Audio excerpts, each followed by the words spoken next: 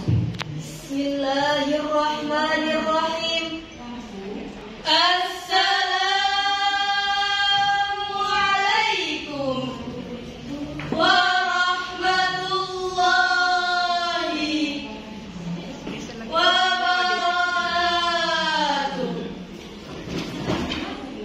Alhamdulillahilladzi ja'alahu fi ahsanil aghniya haqqan lis-sa'ili wal mahrum. Wassalatu wassalamu ala sayyidina Muhammadin khairil umara wa ala alihi wa ashabihi alladhi tamassalul amwata lillah fastawjabu jazaan awfa. Amma ba'du. Dewan Hakim yang arif dan bijaksana dan teman-teman pemuda harapan bangsa yang kami banggakan, dengan diturunkannya Al-Quran adalah untuk merespon berbagai macam problematika yang ada di kehidupan umat manusia. Tujuan ini artinya tidak hanya ditujukan kepada umat yang hidup di zaman Al-Quran sedang diturunkan, akan tetapi juga diturunkan kepada umat yang hidup di zaman Al-Quran telah final. Tidak terkecuali bagi umat Nabi Muhammad yang telah bertaubat dengan mengucapkan syahadat, mengerjakan sholat, menunaikan zakat, mengunjungi Ka'bah sebagai kiblat, dan yang hidup di masa sekarang sampai hari kiamat. Dan satu, meskipun diturunkannya Al-Quran disebabkan oleh kasus yang bersifat personal, akan tetapi di sisi lain Al-Quran hadir dengan respon yang bersifat umum. Inilah yang kemudian dipahami bahwa yang dianggap sebagai kebutuhan redaksi bukan keputusan sebab turunnya ayat ini. Hal ini di dalam Al-Quran dikenal dengan al-ilmu bil-ulum, an-nafs la bil-khusus az-zawab. Salah satu partner panutan yang belakangan ini sering muncul adalah banyaknya isu-isu kebencian atau berita-berita bohong yang bersifat dewasa yang kini populer dengan istilah hoax. Pertumbuhan teknologi, terutama di bidang komunikasi multimedia, menjadikan problem ini menjadi tumbuh dengan subur dalam memutarbalikkan fakta terhadap objek yang dituju. Imbas dari vaksin negatif ini tidak hanya melukai batin orang yang akan dicederai, akan tetapi mungkin kita juga dapat merasakannya sebab kita seakan-akan dituntut untuk mempercayai sesuatu yang bersifat tidak proporsional.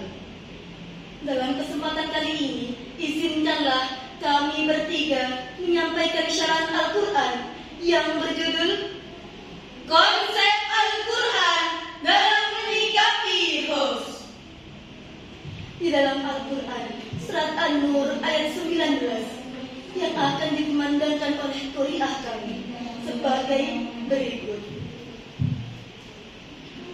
A'udzu billahi minasy syaithanir rajim.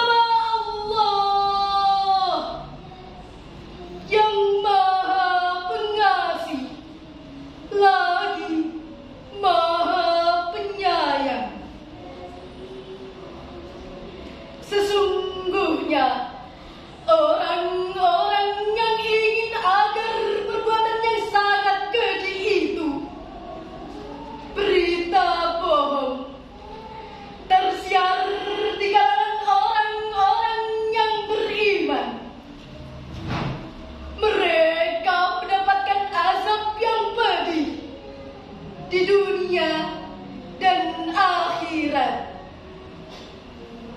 Dan Allah mengetahui, sedang kamu tidak mengetahui. Kaum muslimin rahimakumullah, sejarah mencatat bahwa problem ini sudah ada sejak awal-awal Islam.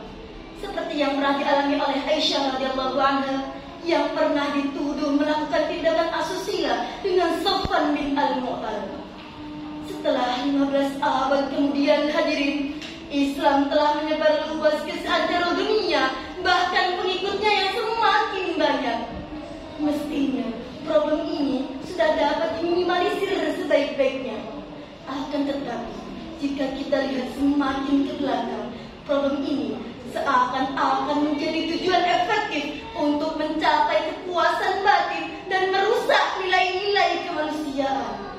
Apalagi di zaman digitalisasi sekarang ini, berita hoax sangat mudah ditemukan melalui Facebook, Instagram, WhatsApp yang isinya lebih banyak berita hoax dibandingkan kebenaran. Bahkan kebenaran pun diedit menjadi ketidaksesuaian. Na'udzubillah. Berdasarkan pendekatan tafsir tematik yang disusun oleh Muhammad Farhani, syarah ini mencoba memberikan gambaran bagaimana Al-Quran dalam menelaah hoax. Syarah ini juga dapat menjadi kontribusi dalam menyelaraskan Al-Quran dengan isu-isu kekinian. Dan dengan upaya ini juga, di mana Al-Quran akan selalu respon dimanapun dan kapanpun berada. Dalam perspektif ini, dinyatakan bahwa hoax dapat diartikan sebagai the system bagi berita hoax, yang artinya memperkaya banyak orang dengan berita bohong. Diharapkan memberikan distribusi yang baik bagi umat manusia. Apabila kita mendapatkan suatu berita, maka hal yang paling utama harus kita lakukan adalah mencari tahu dari mana berita itu berasal. Apabila berita itu berasal dari orang yang baik, maka insya Allah berita itu termasuk berita yang benar. Kecil kemungkinan bila berita tersebut termasuk berita yang bohong. Ali bin Muhammad Ibnu Ibrahim dalam kitabnya Lubab At-Ta'wil fi Ma'ani At-Tanzil menyatakan bahwa al-ilmu lebih ekstrim daripada al-if. Sebab al-if adalah upaya dalam memutarbalikan fakta yang awalnya benar menjadi tidak benar. Dalam sebuah hadis yang diriwayatkan oleh Imam Bukhari dalam kitab sahihnya, hadis nomor 10 dari Abdullah bin Umar dari Rasulullah bersabda, al-muslimu wasalimu bilisanihi wal yadihi. Seorang muslim yang selamat adalah seorang muslim yang terhindar dari gangguan lisan dan tangannya. Hadis ini juga mengilhami syair lagu Roma Irama. Kalau bicara baik seperlunya, jangan bicara kalau sia-sia. Kalau bicara baik seadanya, jangan bicara kalau berdusta. Lidah itu sangat tajam, tajamnya lebih dari pedang. Bicaralah macam-macam, asal jangan ngomongin orang. Karena dari omongan bisa menimbulkan keributan. Karena dari omongan bisa menimbulkan permusuhan. Tidak senjata utama bagi keselamatan Anda. Pandai-pandailah menjaga lidahmu dalam berbicara. Hadirin sebangsa dan setanah air, Al-Quran memerintahkan kepada kita untuk selalu bersikap kritis dan selektif. Jika kita tidak melakukan hal itu, maka kita seakan-akan menerima berita tersebut secara mentah-mentah. Hadirin yang dirahmati oleh Allah, lalu bagaimanakah cara kita untuk menghindari hoax? Marilah kita simak bersama-sama surat Al-Hujurat ayat ke-6. sebagai berikut.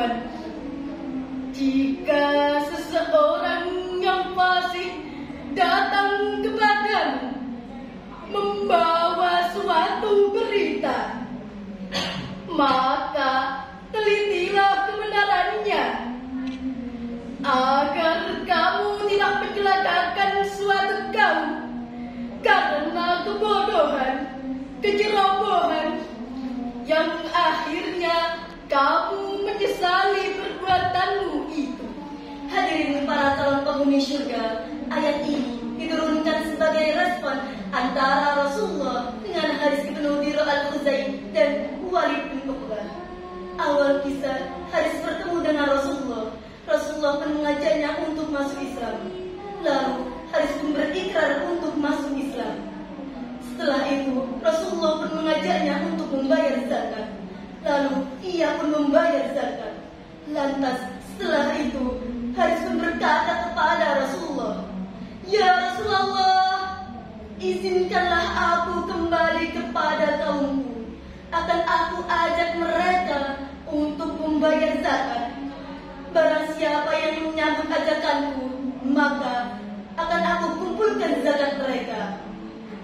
Dan apabila telah tiba waktunya, maka putuskanlah seseorang untuk mengambil zakat yang telah aku kumpulkan."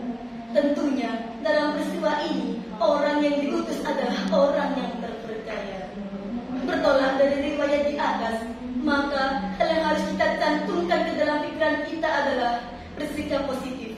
Sebab bersikap positif dapat mendatangkan kebaikan, dan bersikap positif dapat meminimalisir sesuatu yang buruk dari segala berita yang kita dengar, kita lihat, dan kita kerjakan.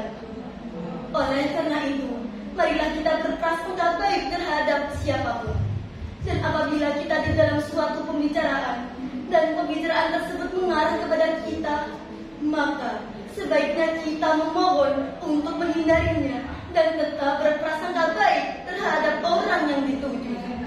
Dari uraian di atas, maka dapat disimpulkan bahwa respon Al-Quran terhadap respek yang terjadi di media sosial maupun di dunia nyata sebagai berikut. Yang pertama, Al-Quran memberikan solusi agar tabayun terlebih dahulu sebelum menerima berita dari orang fasik atau orang yang belum diketahui identitasnya.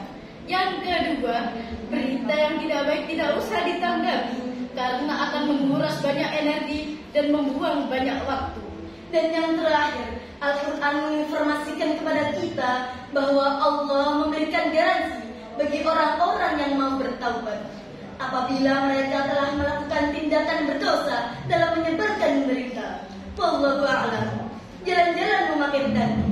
Setelah sepekan baru kemarin, hanya satu kabupaten di hati, Tuban Bumi Wali.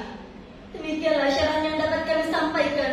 Mohon maaf atas segala salah kata dan terima kasih atas perhatiannya. Wallahu muwaffiq ila aqwamit thoriq. Summa salam.